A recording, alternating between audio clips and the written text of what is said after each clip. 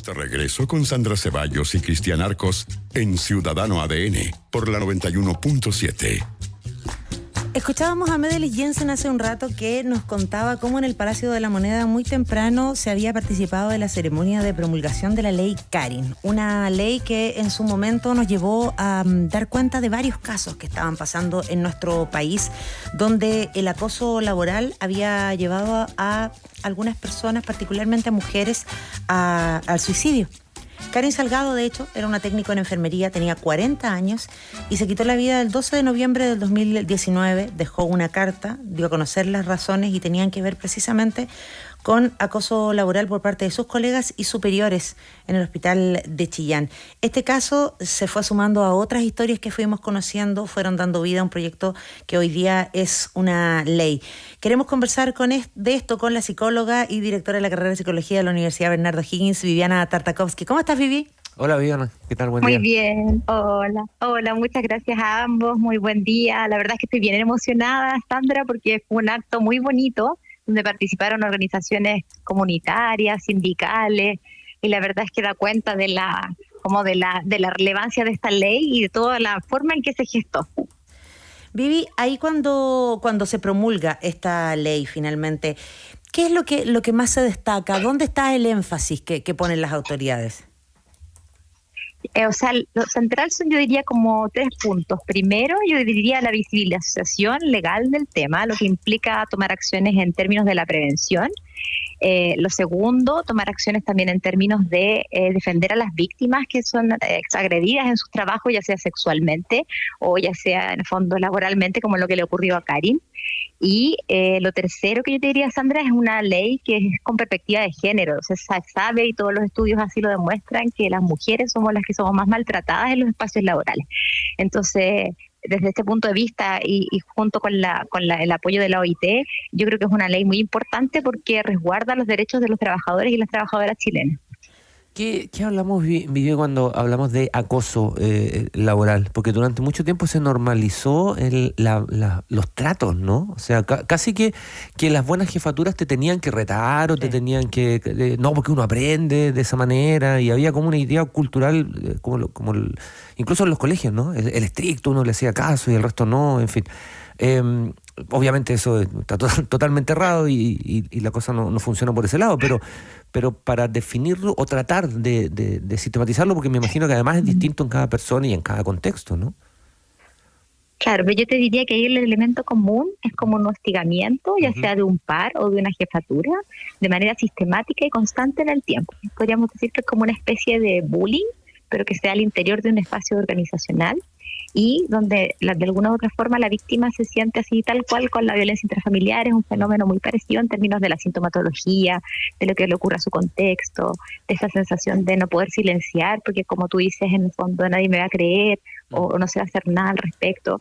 Y de alguna otra forma tú apuntas a un tema súper central. Yo creo que también hay que tener esperanza con esta legislación, pero por supuesto que va a requerir un cambio cultural de envergadura, ¿cierto? Porque estamos todavía en una sociedad bastante machista, desde el patriarcado, desde las prácticas, como tú bien decías, maltratantes súper validadas. Entonces, esto es como parte del inicio, yo creo, de una ola que espero que sea muy grande. Viviana, porque además aquí hay un tema, obviamente lo que sufrió Karin y que han sufrido otras personas en el país a propósito del hostigamiento, ya sea de sus pares o de alguna jefatura, como definías recién el tema del acoso. Es una cosa, ahí tenemos a la persona que es la víctima, al que es el victimario, que es el acosador, el que a lo mejor en el colegio hacía bullying también y demás. Pero ¿qué pasa con el entorno? Porque el entorno muchas veces está al tanto de estas situaciones, muchas veces es testigo de estas situaciones y no hacen nada, no hacemos nada. Claro que absolutamente, Sandra, y eso lo hemos conversado en otros programas con el tema de la violencia intrafamiliar. Yo te diría que pasa lo mismo. O sea, los terceros tienen un rol protagónico, ya sea en el silencio o ya sea y en la naturalización, como bien cierto se mencionaba recién, o en el tema de la denuncia, de la observación, del control de estas situaciones a nivel comportamental. ¿Te fijas? De alguna u otra manera esta ley lo que resguarda precisamente tiene que ver con aquello, con que no pase a ser como, hoy qué sensible es, qué histérica se puso. Sabemos que la mayoría, insisto, de las personas que han sufrido estas agresiones son mujeres, y desde ese lugar, en el fondo, se normalizan, se minimizan, y ahí los terceros tenemos un rol fundamental, ¿cierto? De hacer las denuncias respectivas, de alguna u otra manera, Sandra, buscar espacios laborales, que es donde más trabajamos, y pasamos todo el día en nuestros espacios laborales en Chile, por eso está ligado con el proyecto de las 40 horas laborales, y desde ahí, en el fondo, te fijas que la calidad de vida de los chilenos, la salud mental está tan empobrecida, tenemos los rankings de peor salud mental. Entonces, en el fondo, esta ley da cuenta y protege y trata de ser de un grano de arena, en el fondo, o yo diría un puntapié inicial, si lo queremos ver en términos futbolísticos, de un cambio cultural que ojalá se venga. Y además la búsqueda de establecer protocolos, ¿no? O sea, no solo que sea un tema voluntario, no solo que sea un tema como de posición, digamos, sino que un protocolo que esté establecido además en la ley. Absolutamente, porque lo positivo que sea una legislación es que eso obliga a las instituciones, y lo bueno es que está para instituciones públicas y privadas, que es una consulta que me ha hecho harta la gente estos últimos días.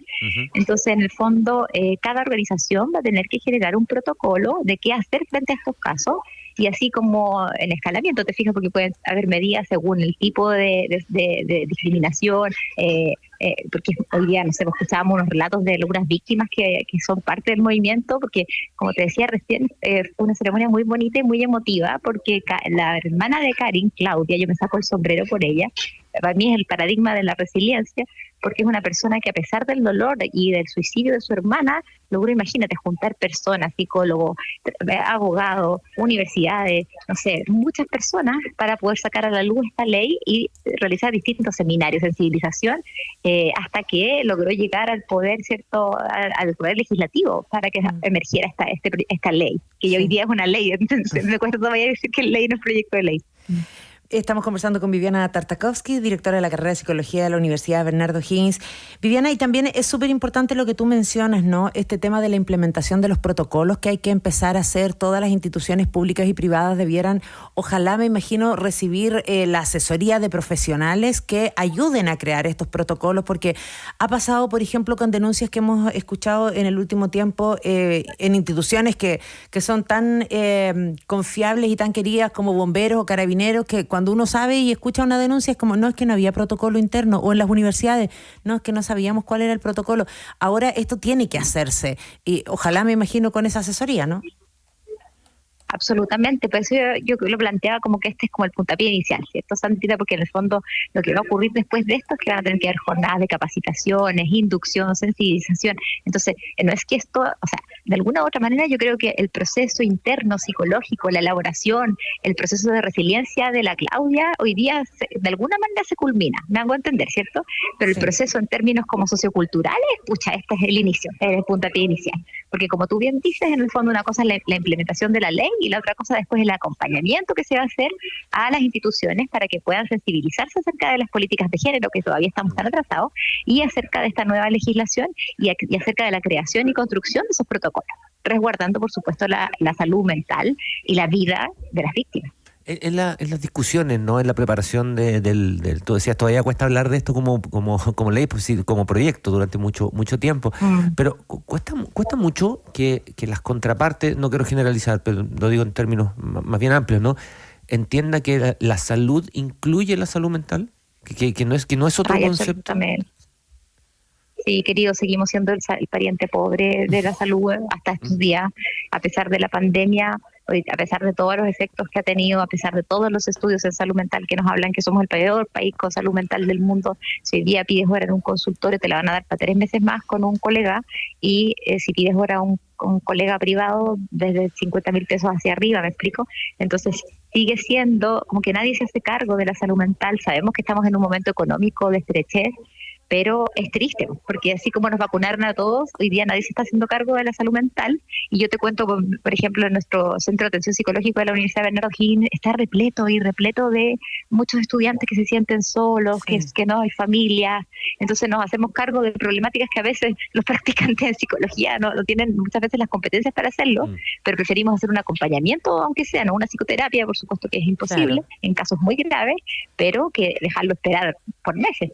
Por supuesto que sí, pues de hecho nosotros que tenemos aquí una sección de salud mental todos los días lunes hay que pensar en los profesionales y llamarlos con muchísima anticipación porque la demanda es súper alta y las distintas temáticas que estamos tratando son realidades, están presentes en el día a día y por eso queríamos abordar también hoy el tema de la ley Carin que por suerte ya es una legislación en nuestro país y esperemos que sobre todo signifique un cambio cultural y una mejora en la convivencia laboral de todos y todas. Viviana Tartakovsky, psicóloga, directora de la carrera de Psicología de la Universidad Bernardo Higgins. Muchas gracias por estar con nosotros. Muchas gracias a ustedes y un abrazo al cielo. De verdad, hoy día fue un día muy lindo. Y yo lo que más quiero recalcar, si me dan unos minutitos, es como lo comunitario de la ley, ¿cierto? Esta ley surge desde una iniciativa comunitaria, desde la agrupación, desde distintos sectores políticos. Y eso hoy día quedó reflejado en el acto, en el símbolo, ¿cierto? De derecha, izquierda, da lo mismo los colores políticos, los sindicatos de distintas federaciones, etcétera. Y eso yo creo que es maravilloso porque es una causa que de verdad nos atañe a todas y todos. Gracias, Viviana. Gracias, Viviana. Un abrazo. Un abrazo, gracias.